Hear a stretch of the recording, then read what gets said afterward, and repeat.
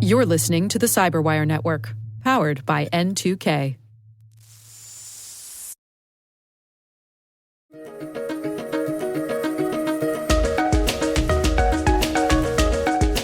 Hello, everyone, and welcome to the Cyberwire's Research Saturday. I'm Dave Bittner, and this is our weekly conversation with researchers and analysts tracking down the threats and vulnerabilities, solving some of the hard problems, and protecting ourselves in a rapidly evolving cyberspace. Thanks for joining us.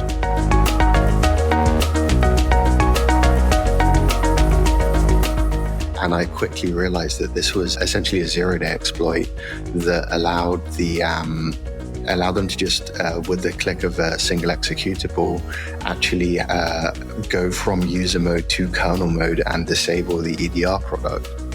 That's Marcus Hutchins, Principal Threat Researcher at Expel.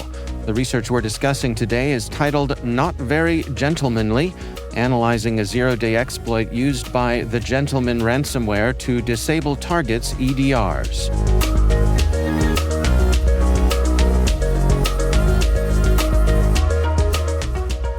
Well, let's dig into some of the details here. The research talks about this being a BYOVD attack, which, correct me if I'm wrong, is bring your own vulnerable driver. I have that right? Yeah, absolutely. So can you unpack that for us, for folks who might not be familiar with that term? What's involved there? Yeah, so back around, I think, Windows XP 64-bit or Windows Vista, Microsoft introduced kernel mode code signing, which basically means in order to load drivers into the kernel, they have to be digitally signed with a certain type of code signing certificate that's not super easy to get. And that was designed to make it harder for malware and stuff to get into the kernel, which at the time was a huge problem.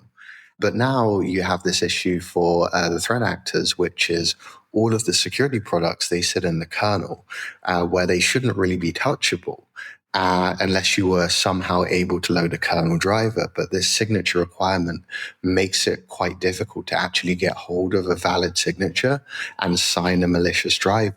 So with this barrier to getting into the kernel, what threat actors found is that they could take legitimate digitally signed vendor drivers, and they could either use known vulnerabilities, look for new ones, and then they could take the driver, load it, exploit the vulnerability, and then use that to gain kernel mode code execution. And that sort of sidesteps this whole need for signing your own malware, because you can just piggyback off of legitimate digitally signed software. Well, you mentioned that this is a zero day that was used to disable EDR. What made disabling the EDR such an important step for a ransomware operator? What advantage does that give them? So for a lot of EDRs now, they've gotten really good at preventing ransomware attacks. They have all these features that will look for the sort of file access patterns that ransomware would do when it's encrypting files. Because most security evasions, there's multiple ways to do different things. You can find different techniques. But when it comes to opening a file, reading the data, encrypting it, and then writing it back to the file, there isn't really any alternative ways to do that. So the security products could just go, oh, someone is opening and writing a ton of files on the system. This is abnormal. And then they can just shut that down. So a lot of EDRs pose like a really serious threat to ransomware because they're just simply able to shut the attack down. So the ransomware actors basically just decided the easiest way around that was to just go into the kernel and disable the EDR entirely. Well, let's walk through the investigation together. As you mentioned, this unusual file got handed off to you. Can you take us through your process for examining it and figuring out what was going on here? Yeah, absolutely. So we sort of just, the file was just named wer.exe. I'm sure it's just keyboard mashing because obviously those keys are all right next to each other. And I'm like, already that's strange because it was found on a domain controller. So like, this is just an arbitrary file with a keyboard mashing name that has been found on a privileged system within the network.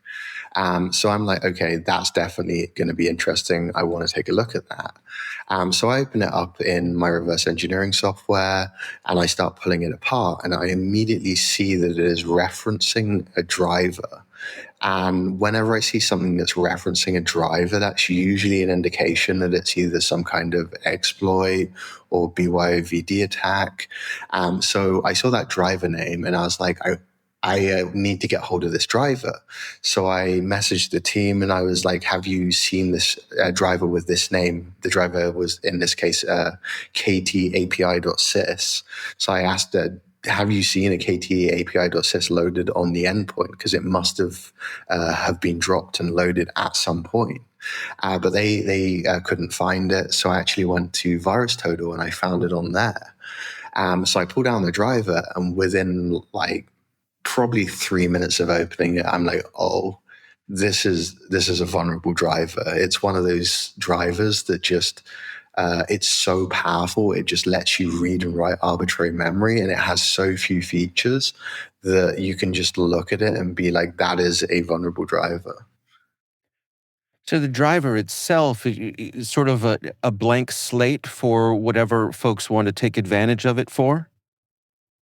Yeah, basically, I believe these are often referred to as God mode drivers. They're usually used for hardware debugging by vendors, and they often expose these like absolutely like way overprivileged capabilities, such as the ability to write arbitrary I/O ports, arbitrary physical RAM.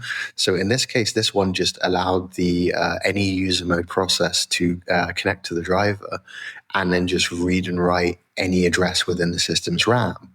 And naturally, you have a boundary where user mode processors are only allowed to write their own memory. They're not allowed to touch kernel memory. So you have this driver that just allows it to read and write whatever memory it chooses, which means it can now overwrite kernel memory. Well, take us through what happens next. You have this revelation. You're hot on the trail here. What's the next step for you? So obviously, first thing is to notify the client or the partner of my findings, because there's obviously very serious. If you find a zero-day exploit on your domain controller, that's a very serious issue. And then once I'd handed off the notification, I went on to essentially just finish reverse engineering the exploit, because I was actually quite personally curious about how it works. Because I'm fairly familiar with vulnerability research, but I'm not familiar with like how do you go from writing arbitrary physical memory to kernel mode code execution. So I thought that would make a nice blog post, and it would also be a nice learning experience for me, because I don't personally have experience with privilege escalation exploits of this nature. So I then kind of spent a week just sort of pulling apart this exploit to figure out how each step of it worked. Can you explain to us how they went about jumping from user mode into kernel level control?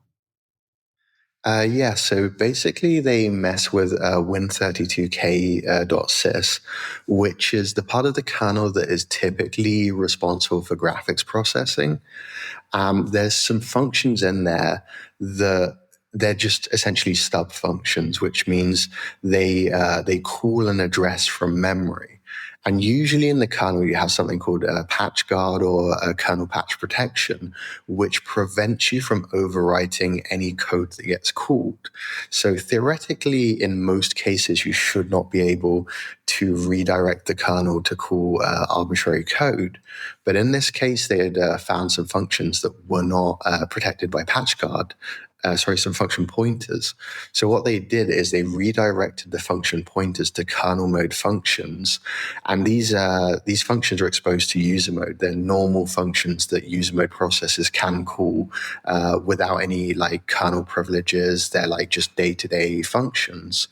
But then the kernel side of the code, they had redirected somewhere else. So now they're able to take these functions that are callable from user mode and use them to call any kernel function they want. So they start redirecting them to the function to allocate memory. They allocate a bunch of executable memory. Then they write some shellcode to the memory, and then they use they replace the function pointer with the address of the shellcode, and then use it to call the shellcode. So they've just gone from this very mundane user mode callable function to a this setup where they can just arbitrarily call any kernel mode function with full kernel level privileges.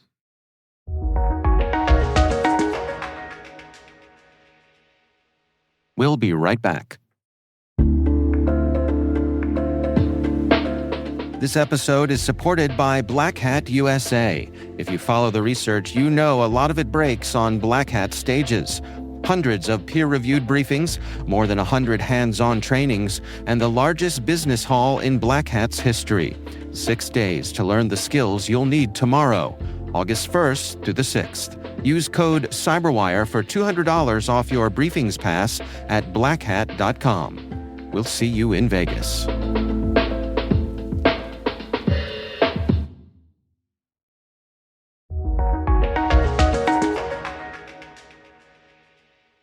You mentioned that this was a bit of an exploratory journey for yourself. How do you rate the sophistication of what you saw here as you dug into it? Were there any moments where you thought to yourself, I'm dealing with someone who's clever? Yeah, so when I started pulling apart the exploit and I started looking at some of the bypasses, because there's a couple of different security features you have to bypass on modern hosts. You have things like supervisor mode execution prevention and supervisor mode access prevention, and they had all these like little tricks to bypass those exploit mitigations. And just going through the code, I was like, this is a lot more advanced than what I'm typically used to seeing from ransomware actors or crimeware actors. Like, this is a proper privilege escalation exploit. And I had seen some like small tells in the code that it might have some overlap with game cheats, because they do this a lot as well in order to bypass game anti-cheat software, which also exists in the kernel. They use the same techniques. They use BYOVD attacks to get into the kernel and bypass these game cheats. And some of the techniques had actually been documented on video game cheating forums. So I was like, this is a very sophisticated either cheat developer or exploit developer who's written this tool for a ransomware gang. I think a lot of organizations assume that if they're running a modern EDR, they're pretty well protected. What's the lesson that defenders should take away from this incident? Yeah, so BYOVD just it continues to be a massive problem, because you have this sort of technical debt where when vendors sign drivers, they typically just have one code signing certificate, which means every single piece of software they release, every driver, every user mode executable is all signed with the same certificate. And then when they have an old obsolete driver they don't want to maintain anymore, or they find one of their versions of their driver is vulnerable, there isn't really any recourse at all. The only realistic thing they could do is revoke their entire code signing certificate, which would just break every piece of software that they've ever signed. So what essentially happens is, as vendors sort of release new software and new drivers, they just accumulate, because once they're signed, they remain valid forever. So you have this massive, like 30-year long backlog of drivers that are still loadable on the latest Windows system, and they're still validly signed, and there's no way to unsign them. So all the threat actor has to do is find a single driver with a good enough vulnerability to get kernel mode code execution, and they can just disable your EDR. And there's probably hundreds of thousands, if not millions, of these drivers floating around out there that no one actually knows about. And it's just a very, very hard problem to solve. Yeah, have you thought about potential solutions to this particular problem? I mean, how could we figure this one out? So unfortunately, the best solution right now is Windows Defender Application Control, which is basically an application allow listing software, and it's a default component in the latest version of Windows. So if you're on Windows, I believe 10.16.07 or above, you have access to this feature. And it works for kernel drivers. So you can say only allow these kernel drivers that are already installed on my system and block anything else. But the problem there is if you're like a massive enterprise, you have all these different systems running all these different drivers, and you don't know what driver is on what system. So you need to somehow go out there, audit all of your systems. And I mean, you run into immediately a problem there, which is asset inventory. Like most companies don't even know what systems they have. So you have to first figure out what systems do you have, what drivers are they running, and then you need to build a massive application allow list of only the drivers that are needed to load on your system, and then deploy that organization wide. And of course, if you miss a driver, then you now have a kernel driver that is not able to load, which can cause anything from like system instability to the system just won't boot at all. So it's a massive, really complex task, but it's really the only surefire way to prevent BYOVD attacks. Yeah, it seems like a real balancing act of the obvious necessity of these drivers, but as you said, there are thousands of them going back decades.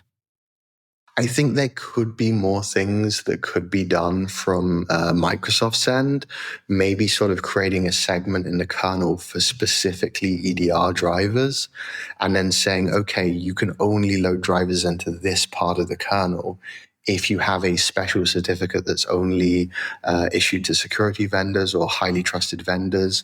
And then there's sort of some kind of restriction on what you have to do when a vulnerability is found in your driver. But as things kind of stand where all drivers are considered equal, it's almost impossible to solve. I'm curious, your process as a researcher, again, talking about a balancing act, seems to me that you have to balance between providing enough technical details for folks out there to be able to do the things they need to do to defend themselves, but at the same time, you don't want to provide unnecessary help to the attackers themselves. How do you strike that balance day to day in the work that you do? Yeah, so this is actually something I spend probably a way too long time thinking about, because you are right. Every time you go out there and you document an attack technique, sure, it helps the defenders, but then the attackers can also learn that technique from your blog. So I actually, on a case-by-case basis, will make the decision of, is this going to cause more good or more harm?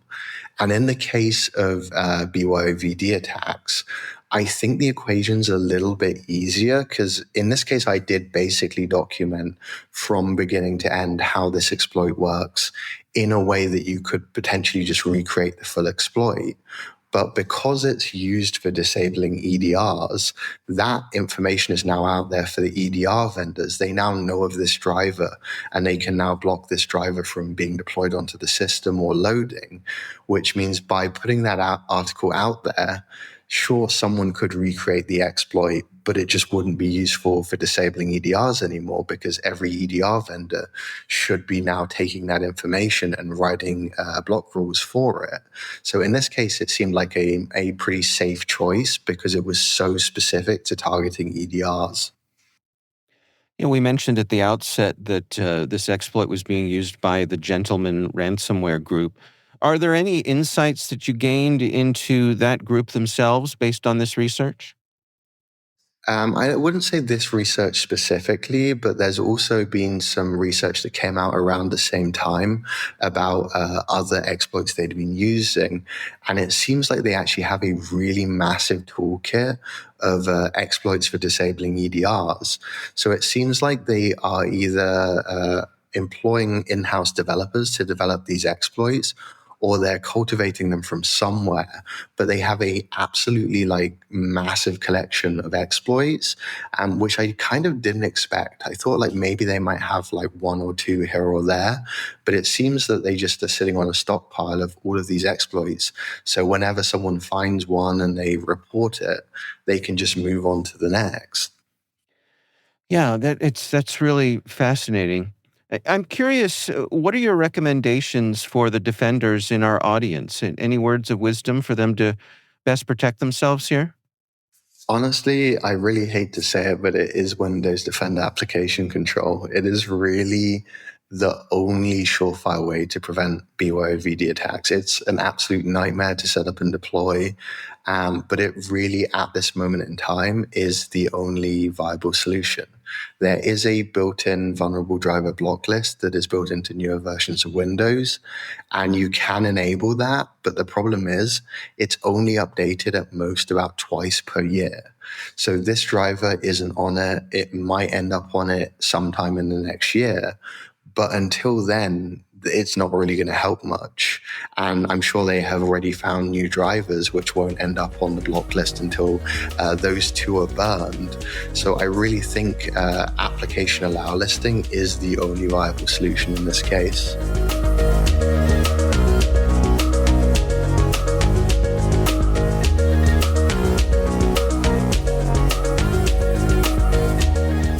Our thanks to Marcus Hutchins from Expel for joining us. The research is titled Not Very Gentlemanly, Analyzing a Zero-Day Exploit Used by the Gentleman Ransomware to Disable Targets' EDRs. We'll have a link in the show notes. And that's Research Saturday, brought to you by N2K Cyberwire. We'd love to know what you think of this podcast. Your feedback ensures we deliver the insights that keep you a step ahead in the rapidly changing world of cybersecurity. If you like our show, please share a rating and review in your favorite podcast app. Please also fill out the survey in the show notes or send an email to cyberwire@n2k.com. This episode was produced by Liz Stokes. We're mixed by Elliot Peltzman and Trey Hester. Our executive producer is Jennifer Iben. Peter Kilpie is our publisher, and I'm Dave Bittner. Thanks for listening. We'll see you back here next time.